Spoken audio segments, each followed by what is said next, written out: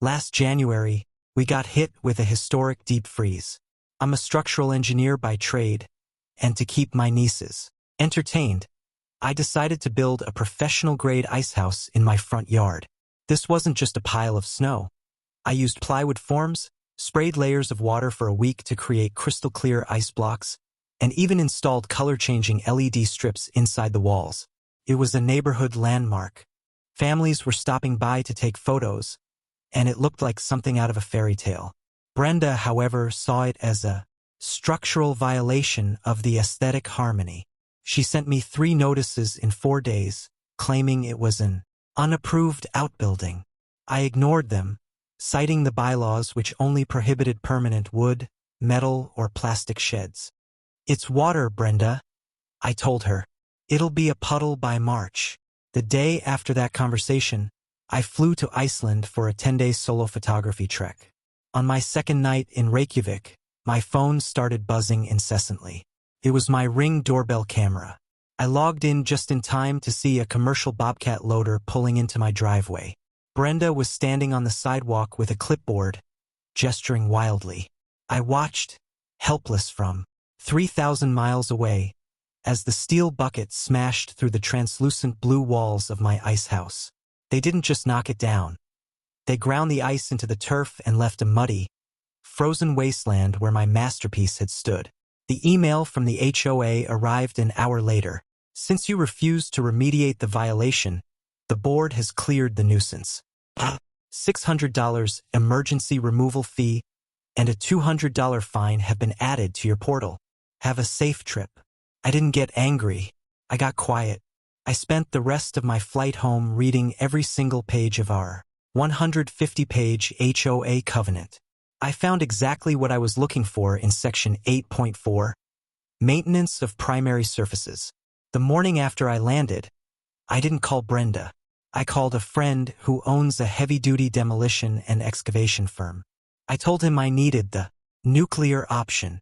At 7 a.m. the following Monday, 2 massive dump trucks and a jackhammer crew rolled into the cul-de-sac.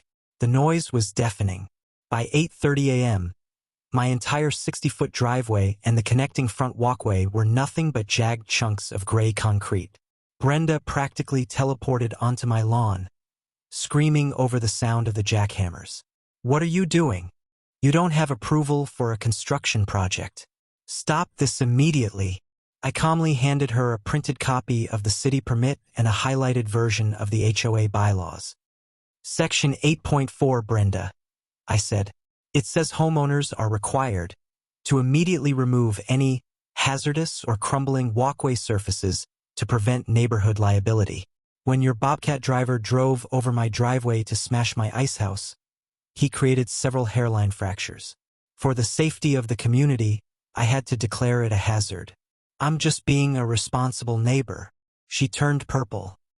"You can't just leave it like this." "Oh, I'm not," I replied. "But since the HOA is currently reviewing my application for the new stamped concrete finish, I can't pour the new surface yet. By law, I have to wait for your written approval. Until then, the rubble stays." I knew the board only met once every 6 weeks.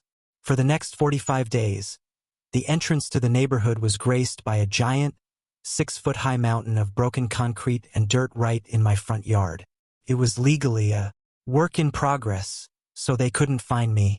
It was infinitely uglier than the ice house, and because I had filed a damage claim against the HOA's insurance for the cracks caused by their bobcat, their legal counsel told Brenda she wasn't allowed to speak to me. By the time the next board meeting rolled around, the neighbors were so sick of looking at the fortress of debris that they staged a minor revolt.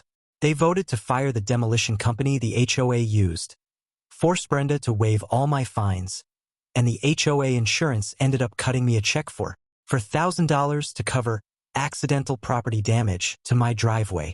I used that money to install a top-tier heated driveway that melts snow on contact. Now, I still build my ice house every winter, right on the edge of the property line, and I made sure the board passed a new seasonal temporary structure amendment. Brenda hasn't looked me in the eye since.